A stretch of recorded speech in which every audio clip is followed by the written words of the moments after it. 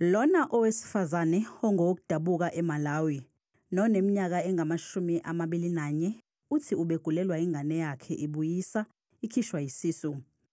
Uthi uyiphuthumise emtholampilo kwaze kwaba kathathu, kodwa wafike wenqatshelwa ukuthi athole usizo ngabazibiza ngamalungu e-Operation Dudula ngoba nakhu engeyena owakuleli. Ngokuhamba kwesikhathi ingane yakhe ibe isidlula emhlabeni. I take the baby on 31 July to Matsekana Clinic on Alexander. I find the two people outside for the gate who was wearing a green t-shirt. After that, they asked me about ID. I said, I don't have ID. They said, go to private clinic. Mahara Clinic is for South African, is not for foreigners.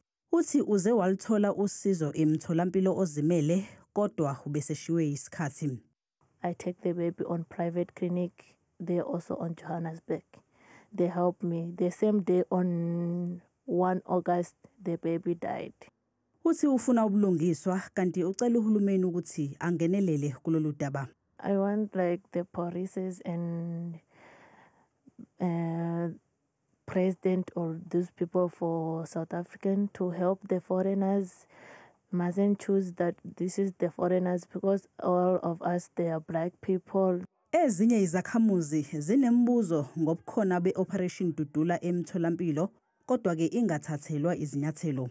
How is it that they are allowed to enter a facility and decide who has access, and decide who must access the services or not? Amalungu e-Operation Dudula akuphikile lokhu.